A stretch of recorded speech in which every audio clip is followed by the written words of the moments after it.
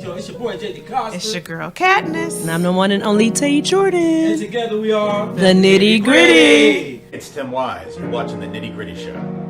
Everybody, this is Stephen Powell. You're now watching the Nitty Gritty Show. Check it out. Hey, my name is Sherman Moss, and you're watching the Nitty Gritty Show. Hi, I'm Pastor Grant Thompson, aka G. Ainsworth, and you're watching the Nitty Gritty Show. Hey, I'm Anthony White, and this is the Nitty Gritty Show. Yeah. Man, it's Jay Thompson. You're watching the Nitty Gritty Show.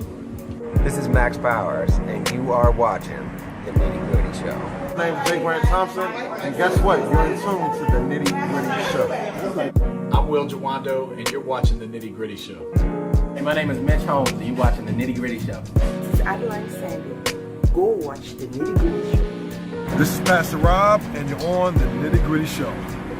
I'm Ray Pittman, and you're watching the Nitty Gritty Show. Hey, this is Joni Ford of Ford Wellness, and you're watching the Nitty Gritty Show. Yo, what's going on? It's your boy Benny Black, and you are watching the Nitty Gritty Show. It's time for the Nitty Gritty. Conversations be real live. It's time for the Nitty Gritty. The revolution's not televised. It's time for the Nitty Gritty. Reaching out to your conscious mind. It's time for the Nitty Gritty. More than talking, you taking action. It's time for the Nitty Gritty. What's good, Facebook? Everybody watching live. It's your girl Katniss. And I'm the one and only Tay Jordan. And together we are the Nitty Gritty. So we have an all-women's panel here, and we are super excited and juiced up. As you can see, we have two lovely special guests. I will be introducing Leah, who is a licensed certified healthcare provider from Birmingham, Alabama. She resides in Washington, D.C. with a focus on improving health and other disparities within the Black community. And Tay? Right here to my immediate left, we have my girl, Corey Lancaster. She's a contributor of theblackjuice.com. She is also a web stack developer, and she's also a technology policy analyst. She hails from North Carolina. She is a thrift store enthusiast. Hey. This woman is a jack of all trades, very talented, and I'm really excited to have all these ladies here with us today. Yes, and welcome. May I add, represented from HU, my homegirl, Leah, she also, we know each other from law school, so I'm really happy and excited to have you guys here today. We always love a good HU person in the building. So we're going to start out, the first segment is, how was your week? Just a simple, let us know if you had a good week, bad week, and why. Start with you. My week is great thus far. It's just the start of the week, but it starts off great because the Cleveland Cavaliers, who has been playing horrible basketball as of late, just revamped the whole roster, and they came out in great fashion today. They got the W. But other than that, going back to last week, I had a pretty good week. I can't complain. God is good, and people sipping the juice, black juice. Everything's good. I had a good week. What's up, Corey? I had a good week. Leah? I didn't do anything particularly. It was pretty good. My week was good, but it was exhausting. I feel as though I need to start prioritizing better because I literally am ripping and running so much that when I come home, I'm like passing out. And that's kind of not healthy. So I got to figure out some things as far as my schedule is concerned. I don't want to take up too much time on the blessings to and to hell with, so we'll go ahead and run through them. So today, to hell with, I don't know if you guys saw, there was an article going around about archaeologists, and what they saw was the Nefertiti, and she had really Nordic features. Like she had blue eyes and like fair skin, and I'm just a little perplexed how they came to that iconography that was Nefertiti. Yeah. Did you see it? I seen it. They always find a way. I just didn't. I don't know. I don't have no comment for that.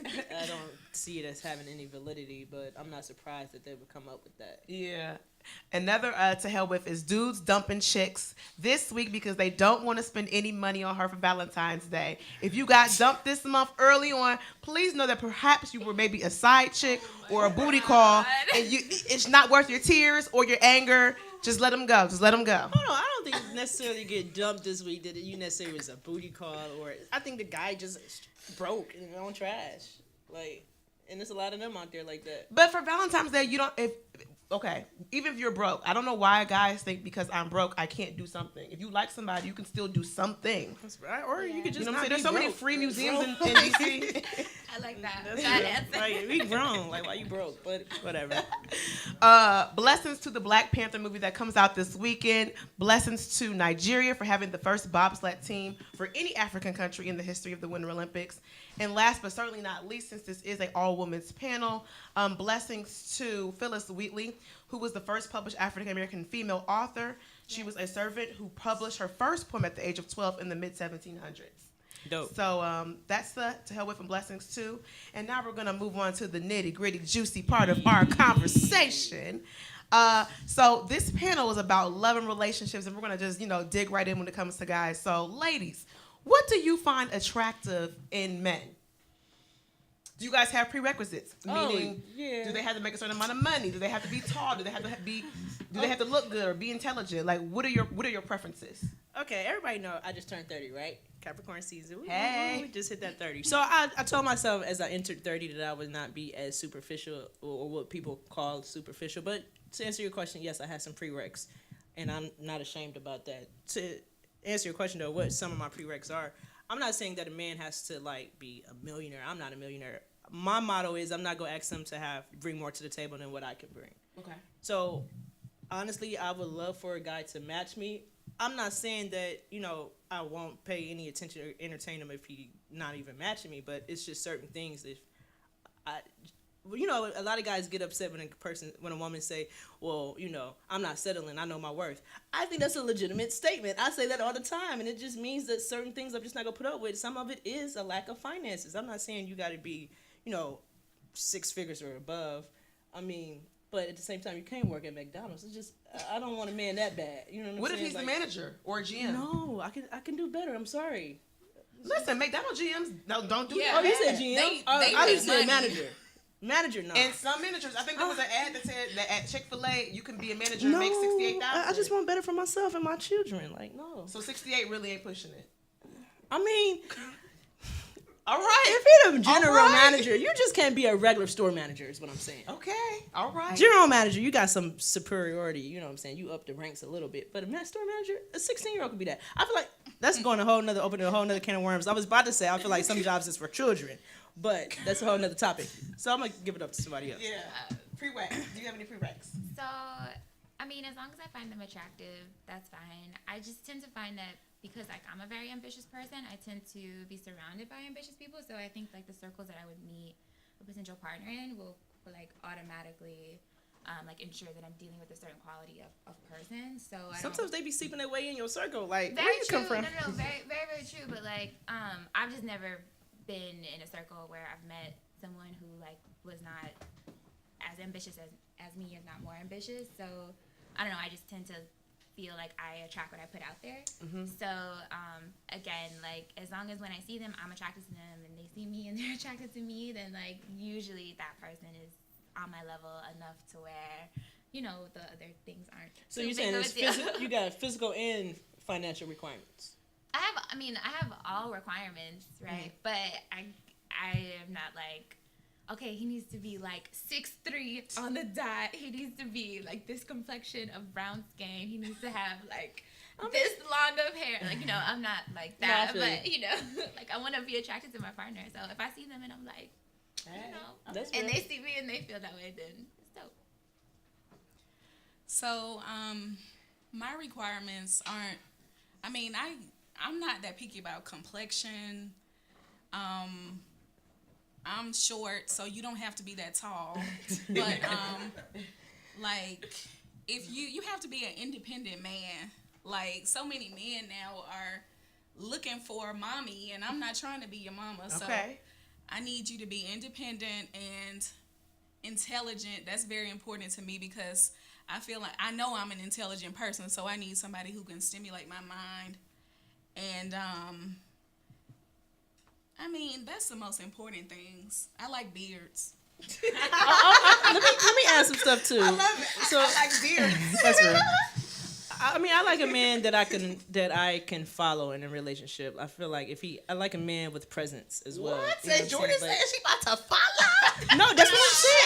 I want to follow a man. It's just a matter of I'm not about to follow any old thing. Just because you have a penis doesn't mean that you're up to par to lead. Right. I feel like that's where a lot of men get it twisted. I think that is a very good point because I do know a lot of times in church they always say you need to submit to a man, and I feel like they make it seem like a very broad statement. Yeah, like just because he's a man. Anything. Yeah. No, you need to be worthy for me to submit to you. Bingo. Okay, so that's that. The next question I have is, did your attraction prerequisites change as you got older? Like for me, I was definitely into athletes. You had to be tall. I love athletic build, like body, six pack, all of that. But as I got older, I started to realize that was very shallow, and that really wasn't going to get me far as the things that I desire for a long-term relationship.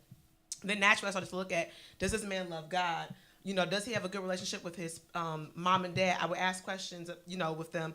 Were you raised in a two-parent household? Not saying that if you're not capable of loving me correctly, but, there are some people learn generational curses and habits from toxic homes. So those are things that I look at now. Yeah. Mm-hmm.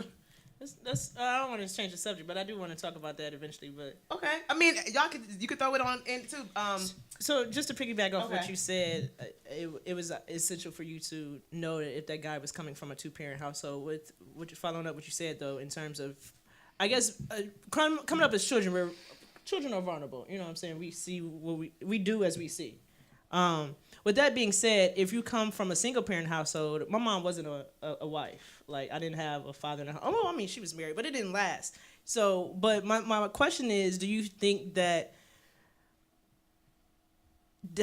can sometimes, like, if a guy didn't have a father in the household and he didn't necessarily see how to love on a woman, how to love on a wife, do you think that man is going to grow up into not necessarily disrespect women, but not necessarily know how to love his potential wife, and the same vice versa for a woman growing up, a girl growing up into a woman, and she's not going to necessarily know what to find in a particular mate? Or I guess my question is, do you guys think it's some type of trickle effect for coming from a single parent household?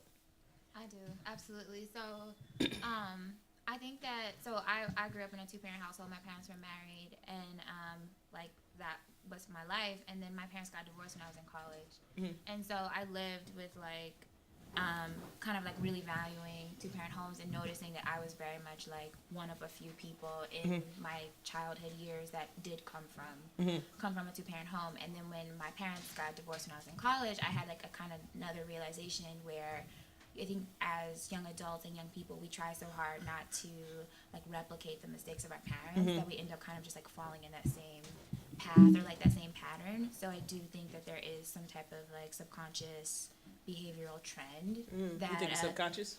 Yeah, I do that we follow. So I don't think that I mean, I would like to believe that malicious people I would like to believe that I'm not around malicious people or people who are intending to cause me harm or just treat me poorly or treat people in my circle poorly. But I can definitely see how someone could be trying so hard to run away from maybe what they saw in their home that they end up replicating it or just perpetuating that generational traumatic behavior.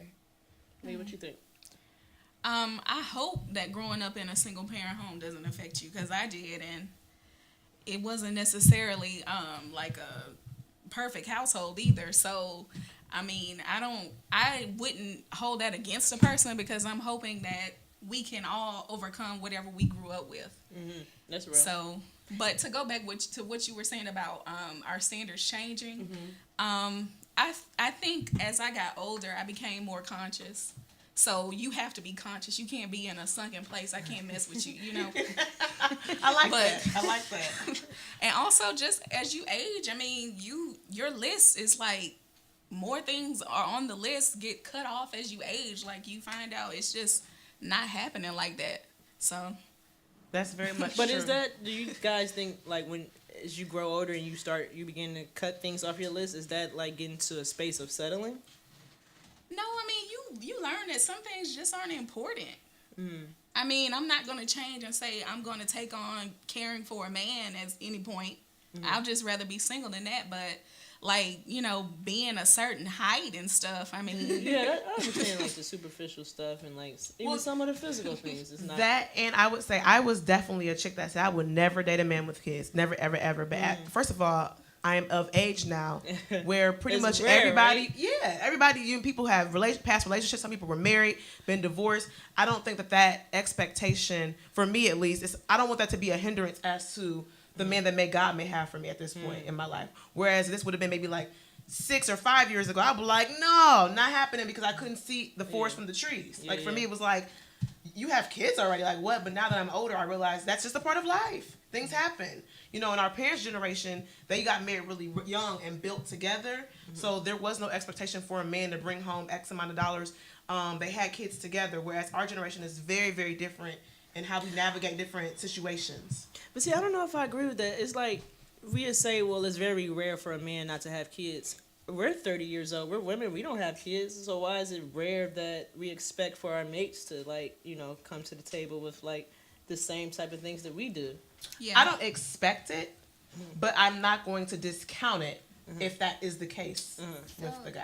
So I would say, I'm 25, so I'm at this age where, like, everyone is ambitious and everyone is building, right? So I think that when you are first out of college, you may get a job, you may kind of like find yourself with a firm, and I don't know, you're just living life, right? You're just used to having new money and you want to travel and you want to do that kind of thing. And then when you hit like around 25, you're like, no, this is what I want for a career. This is where I see myself, like my true north in my career. This is when I want to contribute to the world.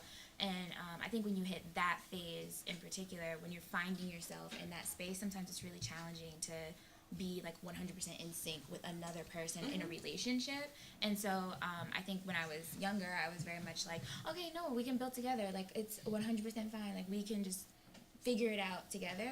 But then now I think that I'm realizing that, you know, we aren't, like, women, like, the possibilities that we have now are just something that's never been seen before in history. I am not so, I guess, like, married to that mindset of like, okay, no, I have to build with someone. I'm more of the mindset of like, if I'm building and I'm following my path and I'm being incredibly ambitious, ideally I would attract someone who's equally on their grind. And if we come together in that space and we can grow in that space, then I would rather that as opposed to a more rigid a situation like what our parents saw, where it's like, no, we're together and we had our baby in our 20s, so now we need to, like, you know, figure it out together. Or I'm like, I would, if I was older, I would be like, okay, no, I'm more established in my career, so I'm okay to go a little bit like slower on the career development to pursue a family. You know? Yep. Do you have anything you want to add? No, I'm agreeing with her. I agree. But also, since you're a little bit younger, I think you're doing the right thing, because sometimes we try to take on projects and it doesn't work. Like, you're doing the right thing. Yes, I agree. So we're going to shift gears here a little bit in our third segment, and we're going to talk about side chick, main chick, and are you okay with being a side chick if your husband or significant other is rich? Jay, can you play that's a loaded question. Those first two videos, and then we're going to unpack it and talk about it. Which one you want first? The Love and Hip Hop one.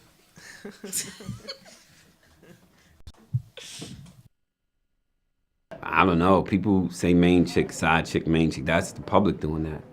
I never refer to either Amina or Tara as a side chick. It's disrespectful to call either one of them number two, so I don't have a side chick. You know, I guess this is a good time to address it. I think the definition of a side piece is somebody's jump off. A side chick is a chick that's cool with you having a girlfriend and just seeing her whenever you can. You know you the side piece when December 26th, you get seen, and February 16th, you get seen. Oh, that term does not apply to me in any way, shape, form, or fashion. This is the man that I have 2 children with, I spent 13 years with. We've been up and down. If I want to fall back and get that, I can. What? When a man says he has a side chick, it's his number two. That means somebody's number one. I would never say that about Amina and Tara. Maybe you have feelings for the other person, but you don't think that they're equivalent enough to be your main girlfriend or boyfriend. Main chick is the one that you go home to every night. Side chick is the one that you slide with. But the main chick is the bread and butter. You the main girl when you get Friday night, and I pay your bills. Side chicks don't get their bills paid. I don't think those necessarily apply to me, because I think that every story is intricate and different, and with this triangle that I've been in, I don't think that word could even possibly exist with me, you know? I mean, side pieces is winning these days. Traditionally, the side piece is the one you're supposed to have the fun with. You're supposed to have no arguments with. A side piece has the most benefits of them all because you don't have to go through the headache. The side piece knows more than the person that's getting things hidden from them. So, I mean, being a side piece, you are more aware of what you're doing. You have more control of the situation than someone that's not the side piece and they don't know what's going on. In 6 months, I had to deal with an affair, a marriage, and a baby. So I may not have made every right choice, but I do have the right to explore whatever choices I need to make for me, for my moving process, if I want to fall backwards. So it doesn't necessarily apply to me. And I think it's like dumb when people say that to me. The definition of a side chick is somebody that sleeps with someone else's man. And stop. I myself am gonna go up there, I'm gonna knock on the door, and I'm gonna try to get both of them outside. And that's when I'm gonna have you confront them. Is that okay with you? All right.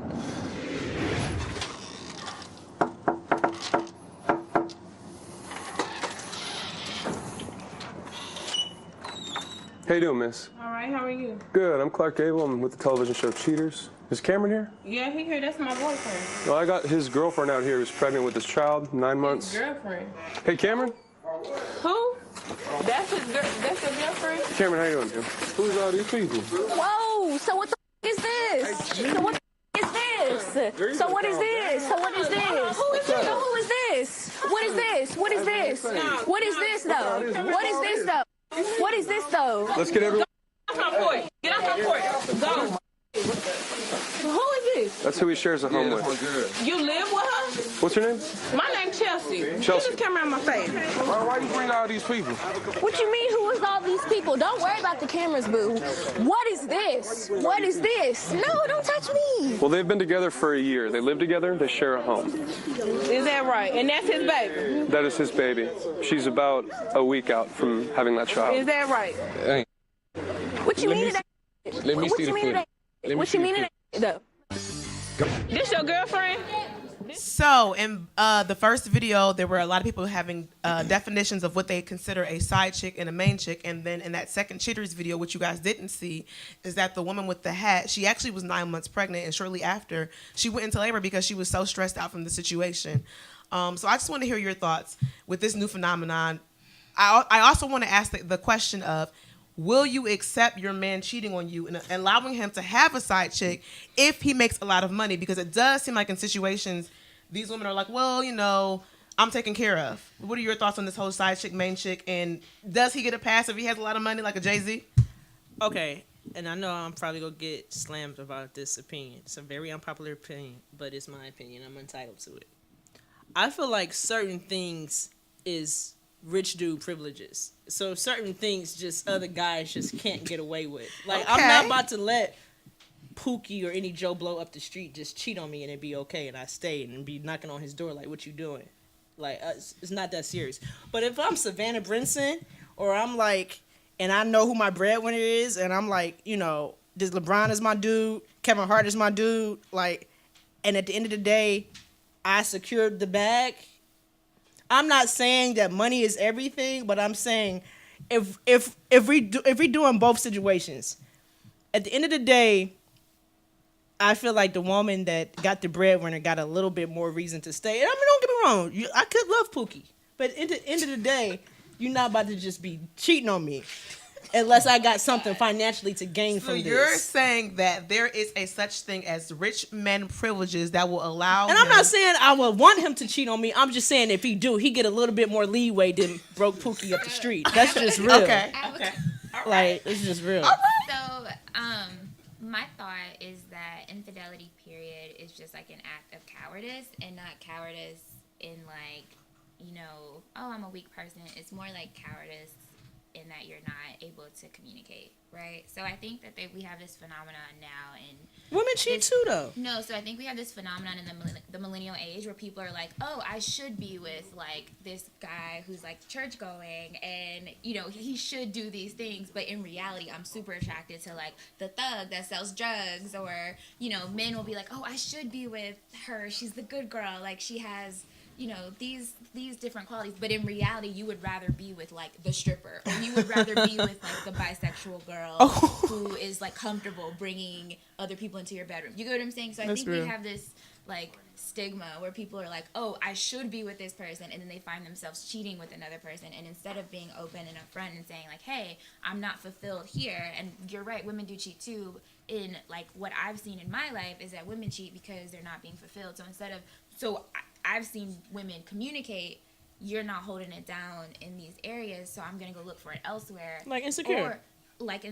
Or you see men who are just like, oh well, you know, I'm not fulfilled here. Or you'll have a situation, I'm only mentioning this because I remember this from the Love and Hip Hop episode where I think Peter had made some comment that was like, oh, well, Tara's always tired and stressed out because she's dealing with the kids and she's working. Well, she's working full time and she has 2 kids. So you would go cheat with the girl who has nothing going on but to like be available to you. But as soon as the girl, you know, has other responsibilities and other priorities outside of you, all of a sudden, like, she's no longer your dream girl. So my overarching point though is that everything can be talked about. Like everything can be communicated about. And if you're in a relationship with someone, you can't have that communication, then y'all lost already, in my opinion.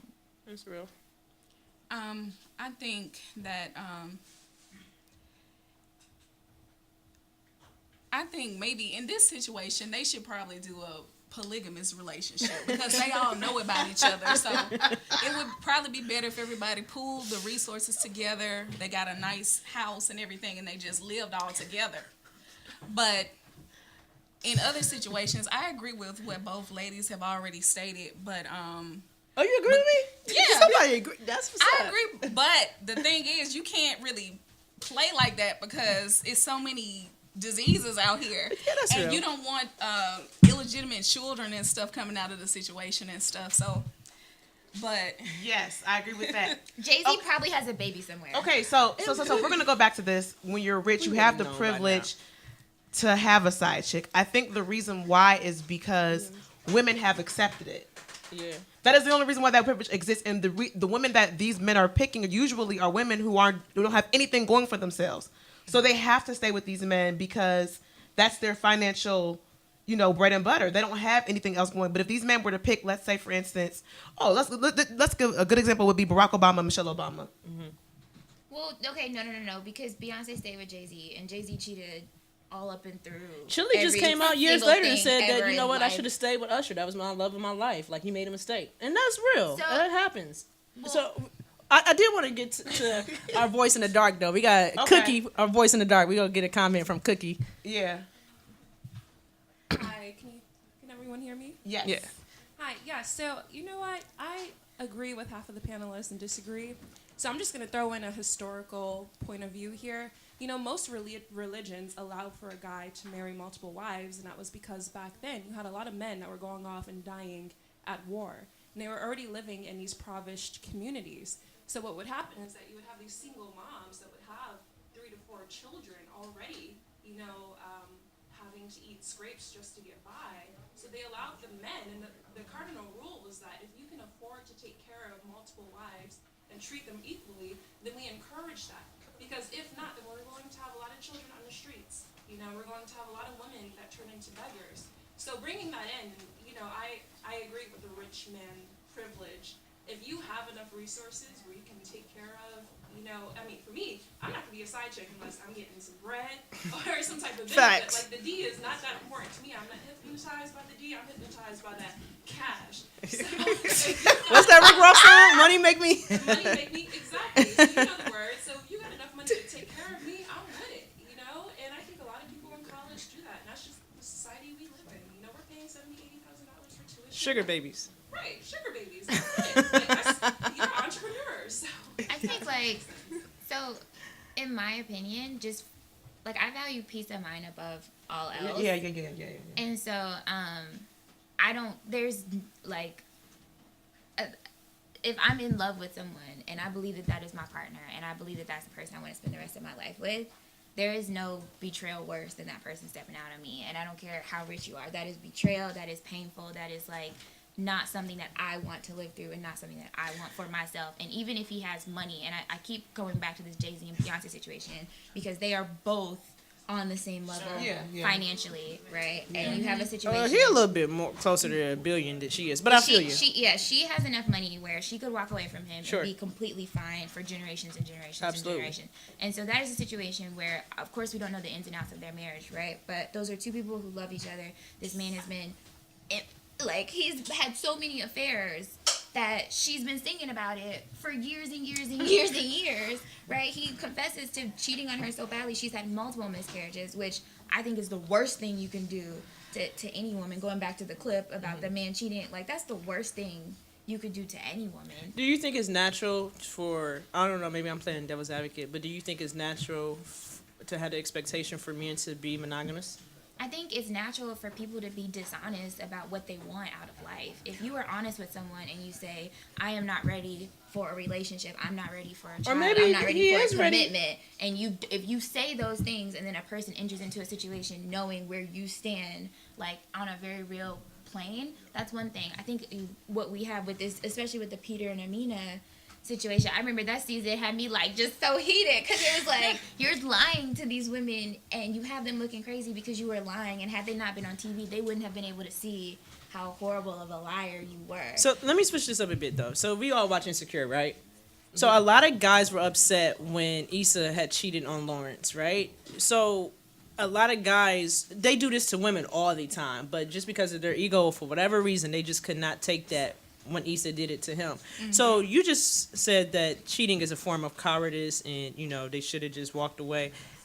Don't you see, though, how sometimes, every situation is different. Sometimes, I can love you and still make a mistake. I mean, even pencils have erasers. Even in baseball, you get 3 strikes and you out. So if a person just, you say it's the ultimate betrayal, if a person cheat on you one time, then Issa knew what she was she made a mistake. She knew she loved Lawrence, oh but my God. No, let's be all the way real here, right? So Issa knew that this, and not only did she know that she was always turning to Daniel in that moment of weakness when her relationship with Lawrence was on the rocks. So she knew she was always turning to him in that space. 1, 2, she knew that he was her what if guy, right? There's if it doesn't work out with Lawrence, then I'll go with him. So what she did was, which I don't think is uncommon in life, right? Is you see what it's like on the other side. People do this with jobs. Let me see what their offer is like. Let me see what's going on over here before I quit my. You get what I'm saying? So that's what she did, and then she got caught up, and then she wanted to play the victim. In reality, can I say something? She didn't want to play the victim. She said sorry.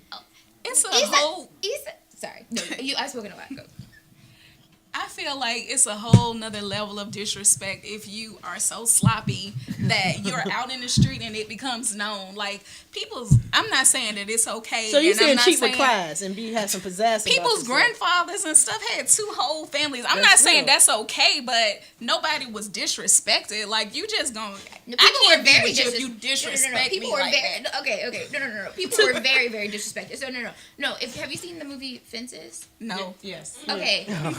That's okay, so it's important. She was a fool, though. No, it's important for me to make this point because, back in that time, that was not a space in society where women had rights, where black women had rights, where women had a means of financially supporting themselves, where women had means of supporting their kids outside of the stability of this man, right? And men just had.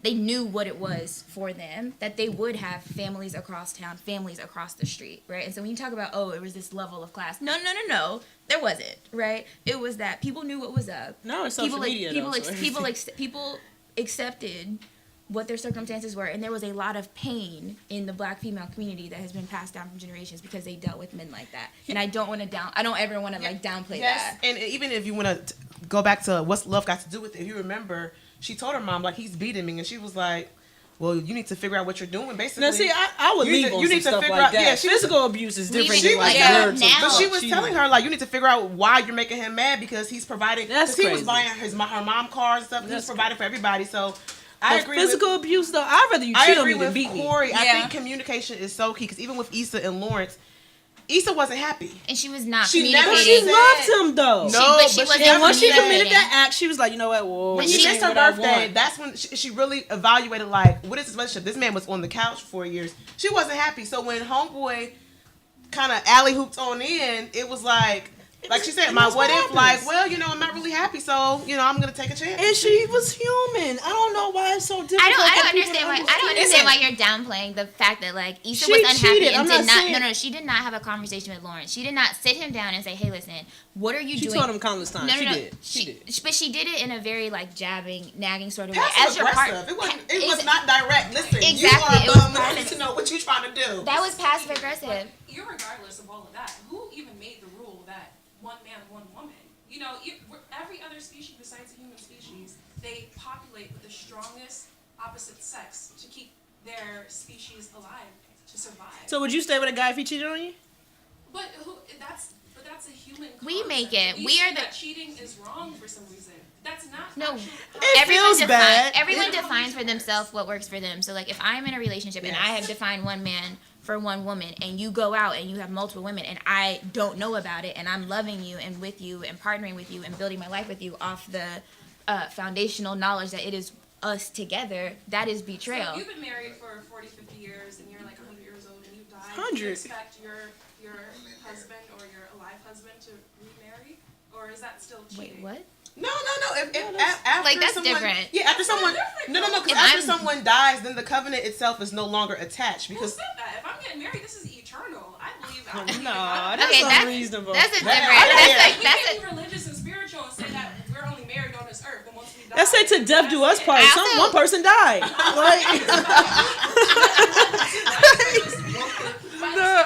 But what we made here on this earth, this beauty, this love that we created, is just not going to waste as soon as we die. It's going to have an effect on our afterlife. I think that's like So I mean, that goes into the play. Like, do you expect your significant other? I don't know about that, Cookie. I had a question though. Getting back to the side chick stuff, like everybody familiar with that SZA song, "The Weeknd"? Right? Yes. So she caught a lot of flack about that song, and my thing is this: a lot of side chicks get the bad rep, and I never understood why. I can get. At the end of the day, I never understood why the woman in the relationship got upset with the side chick. At the end of the day, the husband is the one that took the vow to her. So how you gonna be mad at the woman that he cheated with? She don't owe you no type of loyalty. A lot of persons be like, well, you knew he was married. First of all, a lot of side chicks don't even realize the magnitude of the situation. A lot of dudes lie and don't even let the girl know that he's married. Secondly, even if she knew, at the end of the day, we're talking about a moral wrong. Like, it's not illegal to be a side chick. It's not. You could be like, oh well, you're a shitty person, or how dare you mess with him? And you knew he was married. He knew he was married. He knew he was married when he laid with me. So why are you mad at me? I just don't understand a lot of women's mindset with that. Women get blamed for everything anyway. Yeah, and we never get mad at the man for stepping out. It's like, well, you enticed him, or why you text back. No. I think okay. So I have like two perspectives on this, right? So I do think that as women, it is like a fundamental foundational experience of womanhood to be hurt by a man, period, to be like lied to by a man, to be cheated on or manipulated by. That is just like, I think I do not know a woman who is over 21 who has not experienced deceit or betrayal by a man, right? And so I think that as women, maybe that hurt and anger that's directed at another woman is just kind of this like how could you do it? No, this kind of innate maybe like sister code? Sister code accountability of like, sis, you knew it didn't add up. Like going back to the Amina Tara situation, like that, they were some idiots on a whole nother level, right? But like when you're looking at certain things at a certain age, you really do have to say, this doesn't add up. I need to ask questions, or I need to accept that I am choosing to be the side chick. So what are the signs? That's a good question. What are the signs that possibly you're a side chick? I mean, it's a lot of if you've never talked to this person on the phone. But that's what y'all don't understand. Sometimes that is okay. Sometimes the side chick don't want that extra baggage and that headache and being in a relationship. It's okay. Like sometimes I may not want a full 9-to-5 job. I'm okay with working part-time. But for how long though? No. But for how long? However long I decide. Maybe she just wants to borrow. Or maybe she just want whatever benefits she getting, whether it be money, whether it be penis, and I'm good. See, I don't need that headache. I'm not trying to build no family. Most side chicks have the inability to let it just be just that. What happens is they get attached, then they want to tell the main chick, then they want to ruin the whole family. Then that's the risk that man took when he laid down. Then they want the man to leave the wife to come and be they do it sometimes. And that's why it goes back to what Corey was saying about communication and really, really knowing yourself. Like, if you don't know yourself, I think you should say that. Like, I'm figuring out, I don't really know what I want. And if you're a person that you know you really want an open relationship, you should probably date someone else who wants an open relationship. I mean, we I learn think the things about problem ourselves is as we go, though. I think the problem is with humans, everybody's But you can be selfish. honest. Everybody's selfish, so they're like, okay,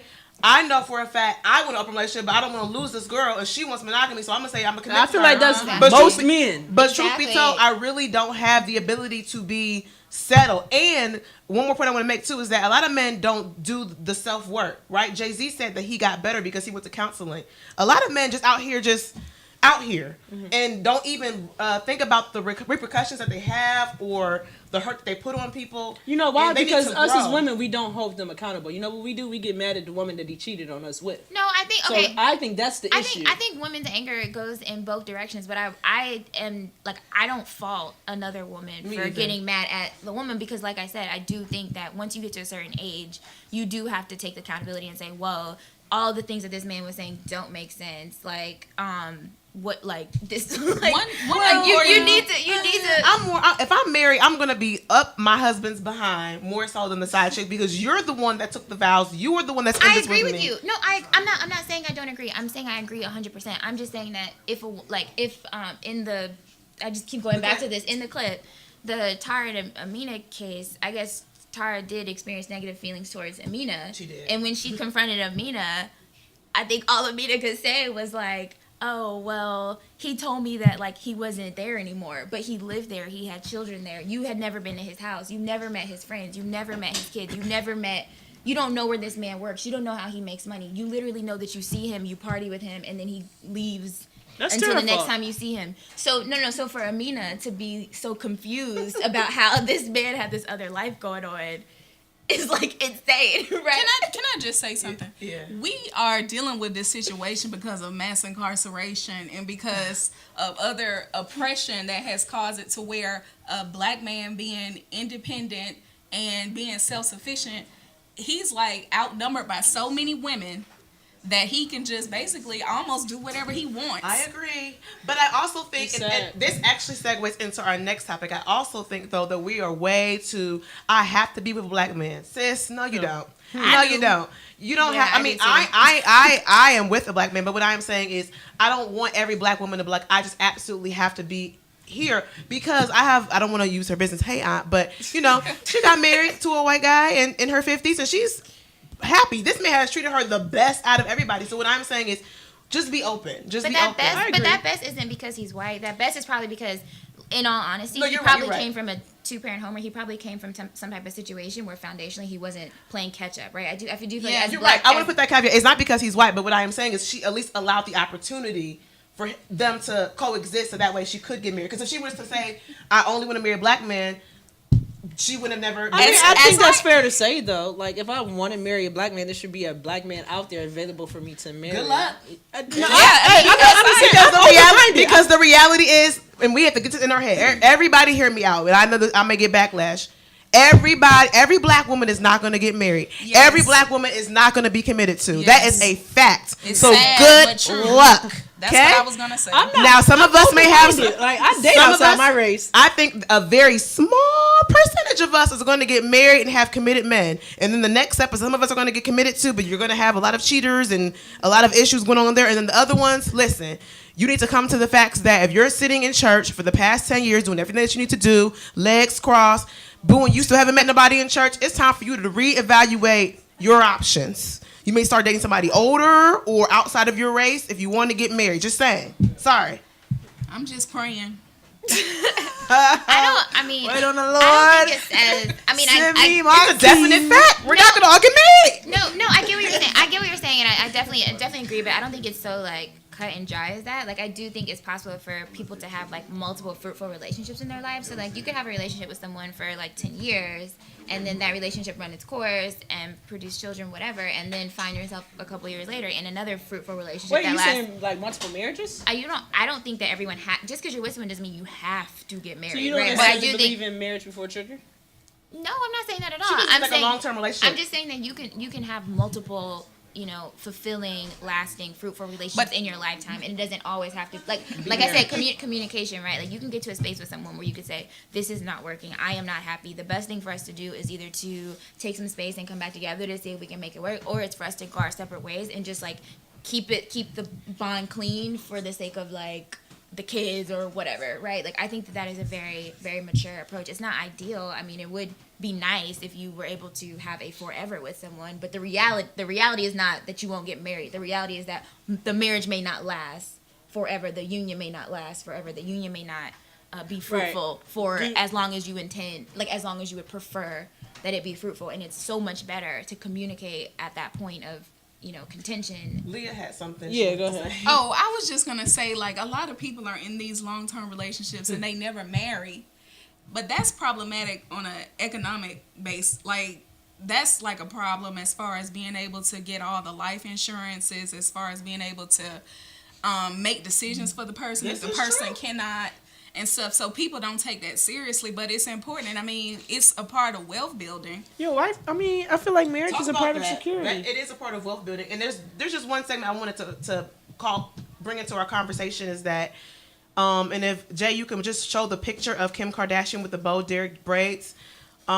This was a big controversial topic. I guess I wanted to ask the question is, we up here so pro, we got to be with a black man, but black men are not so pro, I got to be with a black woman. We have plenty of black men who think Kim Kardashian is like the bomb.com. I know a lot of ball players and athletes who absolutely like women who are exotic looking or mixed. Why do you think that is the case? Do you think that... For me personally, I think it stems from a lot of self-hate. It's a lot of remnants and ramifications from slavery, to be honest. I mean, if you go back to the light-skinned Negro and the dark-skinned Negro, field Negro versus the house Negro.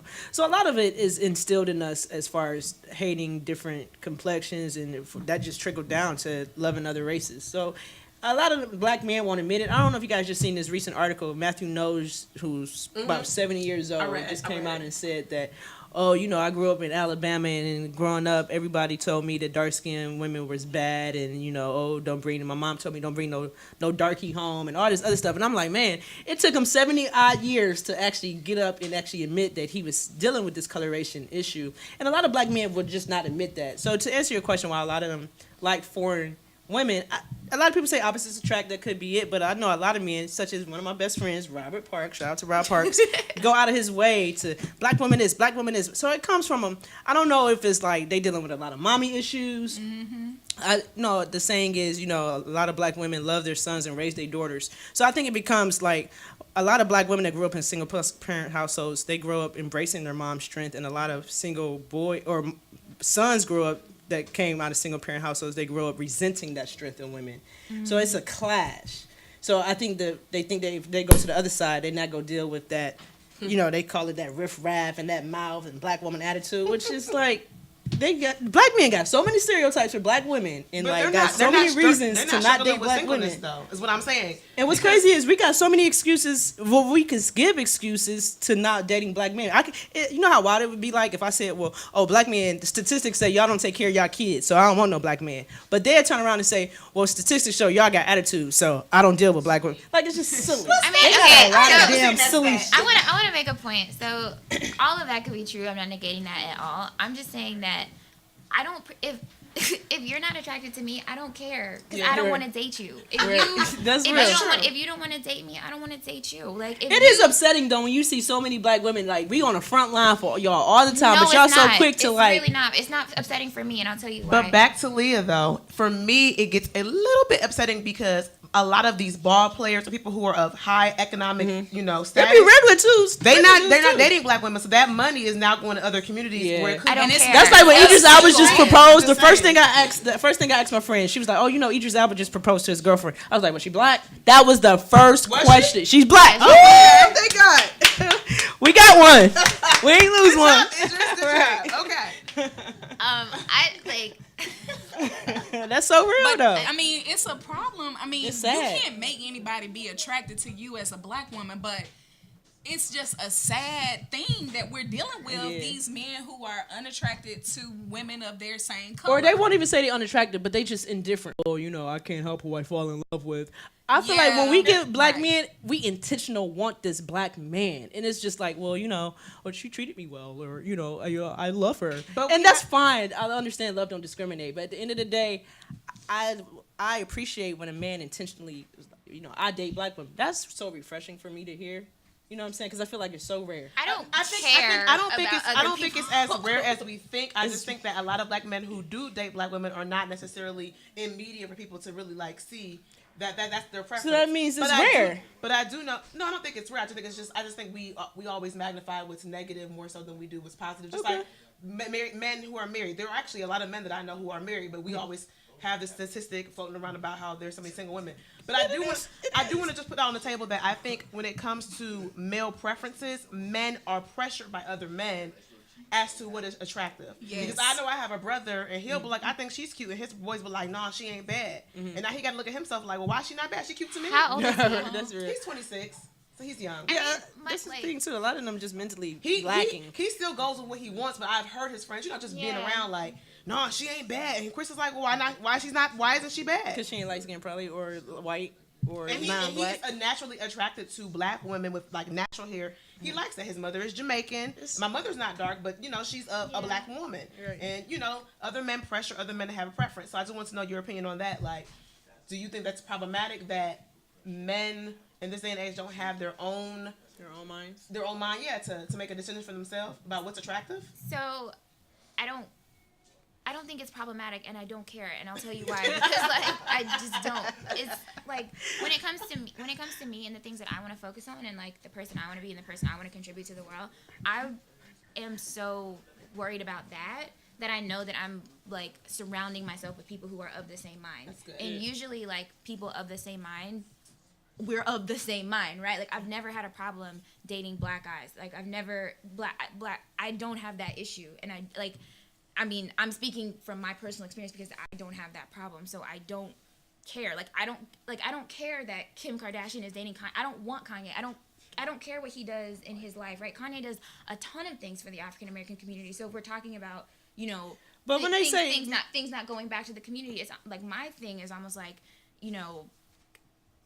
let's boss up and worry about it. Like I'm gonna worry about me. So it's not affecting you, so it doesn't. Yeah, but her energy. You can't just turn a blind eye to that though, because when they make these negative, general blanket statements, you can say, "Well, that doesn't apply to me." Well, I'm not. But I deal with people smart enough to not indulge that BS, right? Like if a guy ever said to me, he was like, "Corey, oh my God, you're so dope. You're so smart. I love hanging around you. I have so much fun with you. Like you're the perfect girl. But like I'm not gonna like."